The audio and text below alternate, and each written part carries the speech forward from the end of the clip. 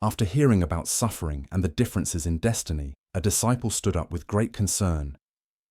Venerable Buddha, I have listened to your teachings on the origin of suffering in the world. I have also sought to understand why the living conditions of people vary so greatly.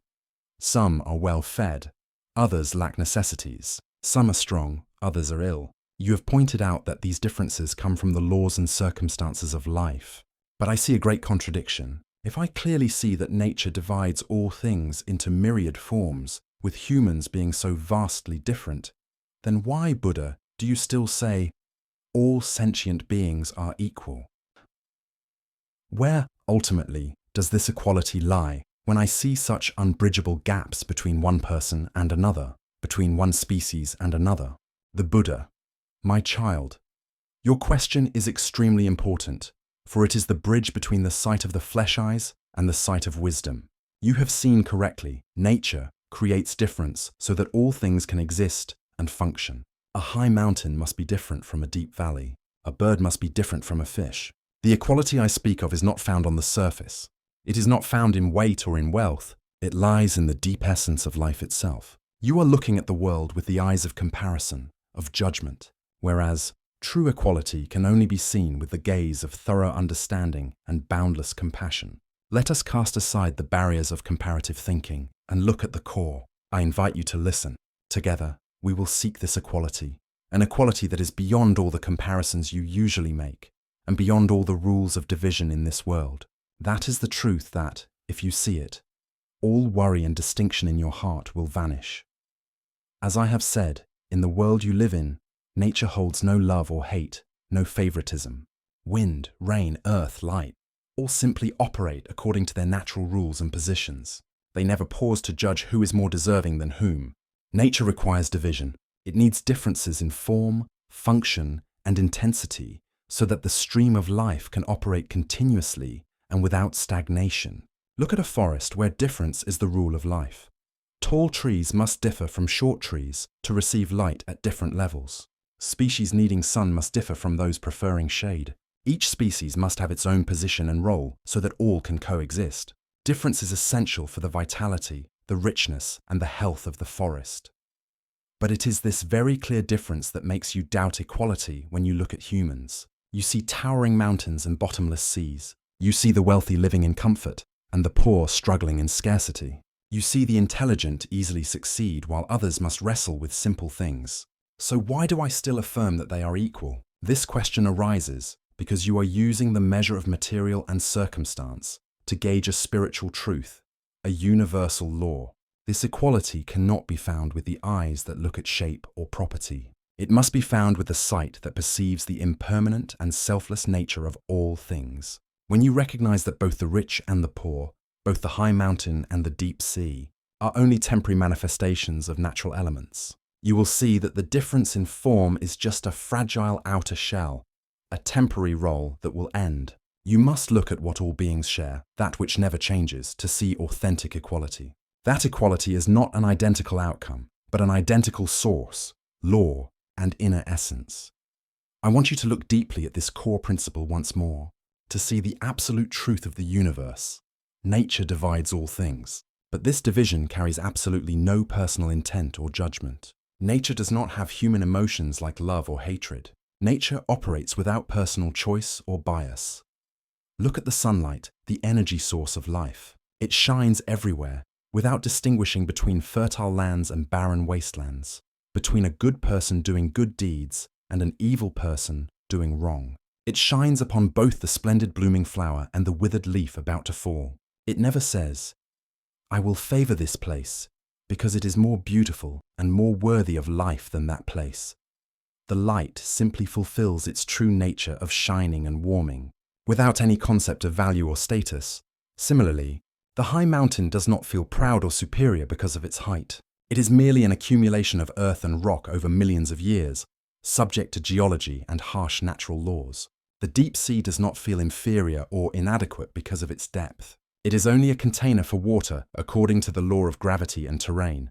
They are simply fulfilling their roles in the great living law of the universe, a law not governed by human emotion or comparison. This division, to the great flow of life, is not an injustice or a prejudice. but merely the way life needs to be in order to operate, to exchange energy, and to continue without end. Reflect carefully on the necessity of difference.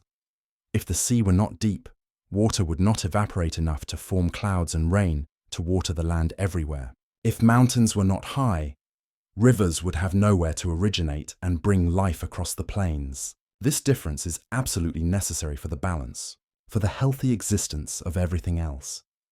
When you accept this operation of nature, which is without personal choice, you will see that the differences in form, size, and strength among all things are not a measure of value, but merely the harmonious arrangement of the universe, a grand play where every role has equal importance.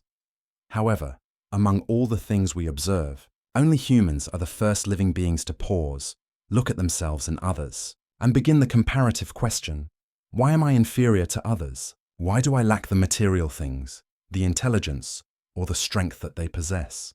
No tree or animal worries about whether it is taller or richer than another. The very moment you pose that question of comparison, you willingly move away from the simplicity of nature, where everything is simply existing and fulfilling its role. You step into a world created entirely by your own mind, a world of judgment, measurement, and anxiety about your place in society, an anxiety that never ends. Difference, which is fundamentally just a natural role. Like the difference between a large oak tree and a soft willow, between daylight and the darkness of night, has been transformed into a measure of a person's social value. You no longer see a person as merely a continuing flow of life, full of complexity and potential. Instead, you label them with words: wealthy, failed, intelligent, ignorant, successful, inferior. When you define yourself through comparison, your mind gives rise to unlimited ambition to surpass everyone, or resentment and complexes for being left behind. This ambition and resentment are the very root of suffering. It is this comparative mind, not the difference in circumstance itself, that has created the feeling of inequality in your thinking. True inequality is not an external reality. It is a product of judgment and prejudice passed down from generation to generation. I say, humans are the first creatures to self-inflict suffering by abandoning the simplicity and truth of nature to step into the labyrinth of relative values. To see absolute equality, you must learn to remove these comparative labels, let go of judgment, and return to the primordial view, where all forms are merely diverse expressions of one single stream of life, in which no one is intrinsically superior or inferior. You must remember that I have never taught that everything in this world must be the same or must be uniform in outcome or talent. That is impossible and contradicts the laws of all things. What I want you to see, what I point out, is a deeper truth where all differences in external form dissolve. I point out that, regardless of the form a being takes, regardless of their circumstances, whether they possess talent or not, all sentient beings share a core living essence. This common essence is shaped by three fundamental conditions that no one can avoid. Shared temporary composition. Every life is a temporary combination of elements: earth, water, fire, wind, air. Nothing exists independently. No one can create themselves on their own. Humans and trees both need earth, water, and air to exist and grow. This interdependence is equality. Shared law of continuous change. Both the king on his throne and the beggar in the gutter cannot escape aging, sickness, and death. Even the person born into the greatest abundance, whom you think smiles their entire life, must have moments of tears when they lose a loved one, when they face unavoidable separation. Today's wealth can be tomorrow's poverty. This powerlessness before the law of life's change is absolute equality. No one is exempt, shared potential for deep understanding. Most importantly, every sentient being, even the smallest creature, carries within itself the potential to realize the truth, the ability to escape suffering and clearly understand themselves.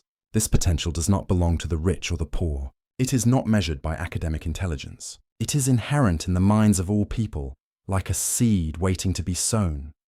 This is equality in the potential to realize the truth. The opportunity to see the truth is always open to all sentient beings. The Buddha is merely the one who has gone ahead and pointed the way.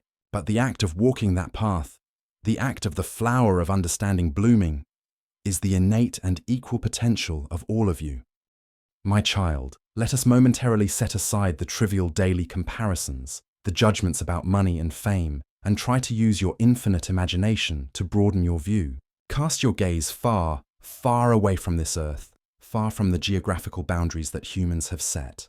When you look back, you will see that our planet has cold white ice in the two poles, lush green rainforests in the rich tropics, and barren deserts with the yellow color of dust. These differences, when viewed closely, seem like opposites, like an irreconcilable division, like an injustice of nature. But if you look from vast outer space, where the light covers everything without discrimination, all those colors, forms, and oppositions are just one single sphere spinning under the same light. Those differences are merely the angle of projection and the geographical arrangement. They are the lines necessary for this planet to be complete and balanced. The white of the ice is no better than the green of the forest. The yellow of the desert is no less than the deep blue of the ocean. They are all necessary elements for the balance, for the vitality, and for the cycle of the planet. Understand this. If there were no barren desert, people would not know to cherish the rivers. If there were no coldness, people would not understand the value of warmth. That great difference, when viewed closely, turns out to be only the angle of projection of circumstance and position, not the ultimate nature of life. You see a person with superior intellect, that is only the angle of projection of their training and the circumstances of their birth. Similarly, the difference between an intelligent person and a less knowledgeable person is only the angle of projection of circumstances in this life. Both carry within them the same flow of life, the same cosmic breath. Both are created from the same quintessence of matter and spirit. From that infinite view, where all boundaries melt away, all life is equally precious. There is no distinction in core value.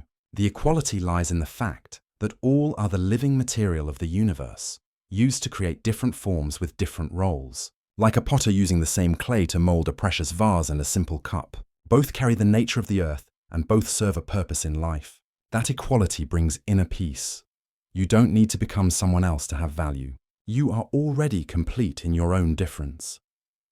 Even more profoundly, my children, sentient beings are not only similar in core essence, but are also interdependent to the point of being inseparable. This is the truth of deep connection that I want you to look at and contemplate. This truth transcends all divisions of race, gender, or status. Humans, plants, rivers, the wind, we often think we are separate individuals, standing alone in life. But in fact, we are exchanging life and sharing energy with each other in every moment, in every single breath taken in and let out. Consider this. If there were no green trees, no forests, you would not have clean air to breathe. Your breath out is food for the trees, and the tree's breath is life for you. This exchange is continuous and boundless. It occurs even when you are completely unaware. Your life is completely interwoven with the life of the tree. Extend this thought. The warmth from the sun nourishes the rice plant. The rice plant nourishes your body, and the heat from your body radiates out to warm the air. This is a ceaseless chain of connection. There is never a single object that exists independently. Without water, life cannot sprout and continue, not only in your body but across the entire face of the earth. Without tiny insects, without the anonymous bees and butterflies, crops would not be pollinated and could not sustain us, leading to the collapse of the food chain. Even the things you consider inanimate, like rocks, minerals, or microorganisms beneath the earth, they are the solid foundation for you to stand upon and build your life. They decompose to create the necessary nutrients for life. When you understand this profound interdependent relationship, you will see that equality is not found in external form or in the intelligence of the brain. It lies in the indispensable connection of all things in the common flow of life. Every being, from the smallest to the greatest, is a vital, irreplaceable link in this great chain of life. We are all equal in our necessity for the existence of the entire system. No single being can exist without the support of all the others. Equality is the truth that no one is independent. All rely on each other, depend on each other to breathe, to live, and to continue. You must also look deeply at one more profound thing to see that equality lies right within difference. If all things were exactly the same, if all people had the same face, the same thoughts, the same fate, how could you recognize yourself and others? If all were spotless, brilliant light, how could the light recognize its own brilliance and value without darkness? Uniformity would lead to blindness. Consciousness would not be able to develop. It is the darkness that highlights the light, and it is the stillness that highlights the sound.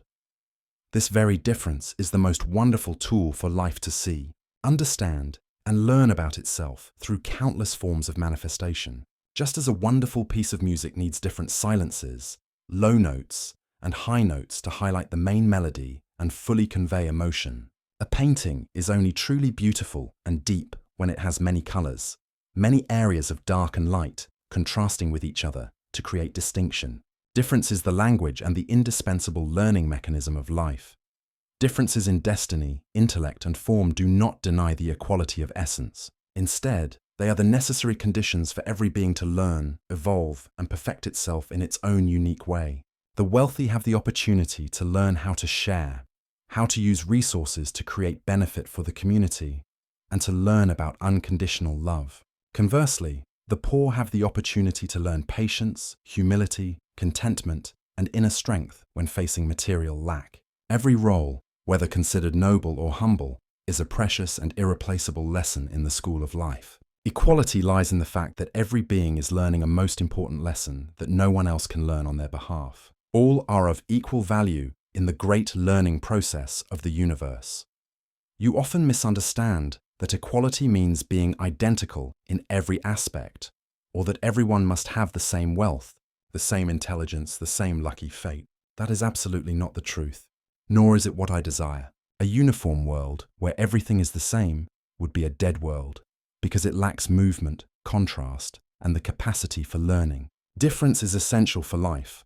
To help you visualize the value of difference, I take the example of raindrops falling from the high sky.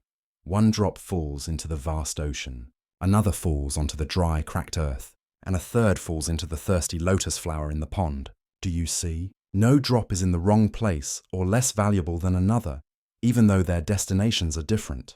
The drop falling into the sea helps the sea grow larger. The drop falling into the earth helps plants sprout and bring the green of life. The drop falling into the lotus helps the flower become fresh and spread its fragrance. Each drop has fulfilled its highest role exactly where it was sent.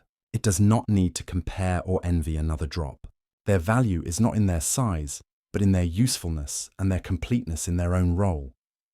The equality I speak of is not about making everything the same in outcome, position, or social status. It is that everything, every being is allowed to live fully, according to its true nature and its role, completely and without judgment by me or by anyone else. The value of life lies in its completeness. When you accept your role and fulfill it completely, you have achieved equality. I once taught you to look deeply at this. In every speck of dust, one can see the entire universe. That saying means that even if you are a small speck of dust, an ordinary laborer, you still carry the full essence, the full potential of the cosmic source. Your true value does not come from how many great things you achieve, how much money, or how much fame. It comes from your complete existence without comparison, lacking nothing in core essence. That is equality. All are an essential part of the universe, all carrying an unchangeable value that cannot be increased or decreased. This equality is eternal, not governed by the rise and fall of matter or external circumstances. When you truly see equality at this deepest layer, the layer of the potential for understanding and the law of continuous change for all things, your mind will naturally let go of blame and all thoughts of comparison. This is the inevitable result of wisdom. You will understand that all things, all people, all circumstances are simply at the correct stage, the correct position, and fulfilling their correct role in a larger picture that you have never clearly seen. This acceptance brings peace. When seeing a person living in wealth and comfort, you no longer envy or wish to possess it. I want you to contemplate the truth that wealth is also subject to the law of change, and that person cannot keep smiling forever, even if they were born into the greatest abundance. They must face separation, the loss of loved ones, and hidden pains that cannot be bought or soothed with money or power.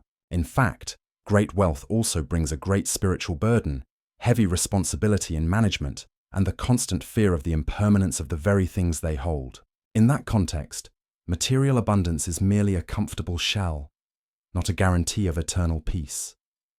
Conversely, when seeing someone suffering today, you do not despise or turn away. You will see that that very extreme suffering can be the most powerful catalyst, causing them to realize the truth of life and awaken even before others. They are being refined in the furnace of patience, humility, and the release of material attachment. Suffering is not a punishment. It is merely an equal learning tool that life gives to everyone to sharpen the soul. Seeing this clearly, you will no longer blame the heavens or resent your own or others' fate, because you have clearly seen the hidden value in both pleasure and suffering.